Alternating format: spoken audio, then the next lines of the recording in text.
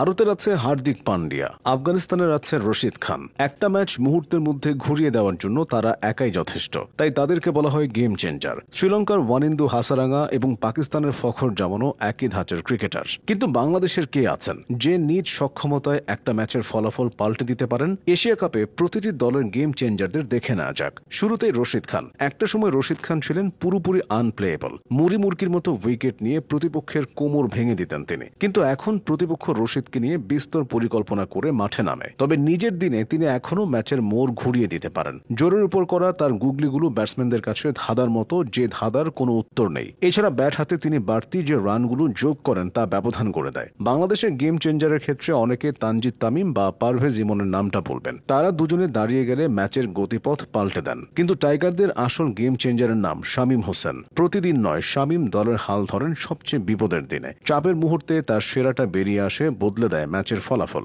সহজাত পাওয়ার হিটিং, কবজির প্রচণ্ড শক্তি আর দুর্দান্ত ব্যাট সুইং। টি-20 ক্রিকেটটা কিভাবে খেলতে হয় তিনি সেটা ভালো করেই জানেন। পাশাপাশি ক্রিজে তার ক্ষিপ্র গতি এবং ফিল্ডিংয়ে দারুণ দক্ষতা দলকে বাড়তি সুবিধা দেয়। শ্রীলঙ্কার গেম চেঞ্জারের নাম ওয়ানিন্দু হাসারাঙ্গা। হাসারাঙ্গার রোল অনেকটা আফগানিস্তানের রশিদ খানের মতো। জাদুকরী লেগ স্পিনের সাথে ঝোড়ো গতির ক্যামিওতে তিনি প্রতিপক্ষের পকেট থেকে ম্যাচ বের করে আনতে জানেন। তবে ব্যাটে নয়, তার প্রধান কাজটা বোলিংয়ে। গুগলি, স্লাইডার, স্লোয়ার ও ফ্লাইটের সব ধরনের ডেলিভারি তার রপ্ত।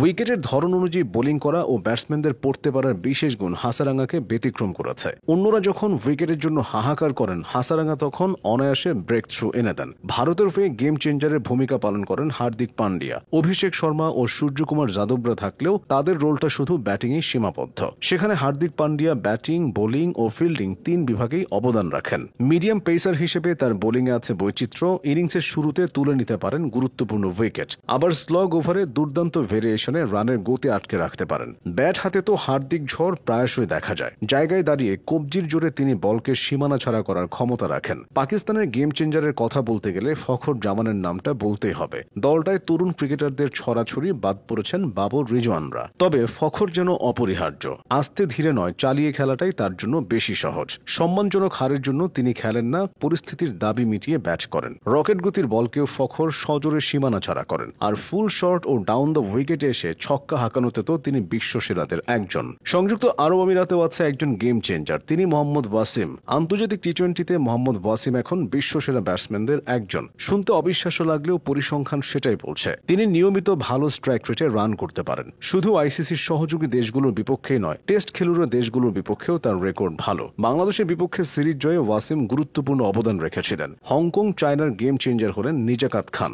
মিডল অর্ডার এই ব্যাটার নিজের দিনে যে কোনো প্রতিপক্ষের বিপক্ষে জ্বলে উঠতে পারেন। টি-20 ক্রিকেটে তার 12টি অর্ধশতক আছে, করেছেন প্রায় 2500 রান। শেষ করা যাক ওমানকে দিয়ে। দলটির অধিনায়ক জাতিন্দার সিংই তাদের সবচেয়ে বড় তারকা। ভারতীয় বংশোদ্ভূত এই ক্রিকেটার ব্যাট হাতে জ্বলে ওঠার সক্ষমতা রাখেন। টি-20তে তার 8টা হাফ সেঞ্চুরি আছে। এশিয়া কাপেও এই ক্রিকেটাররা নিজ নিজ দলের জন্য জ্বালানি হিসেবে কাজ করছেন।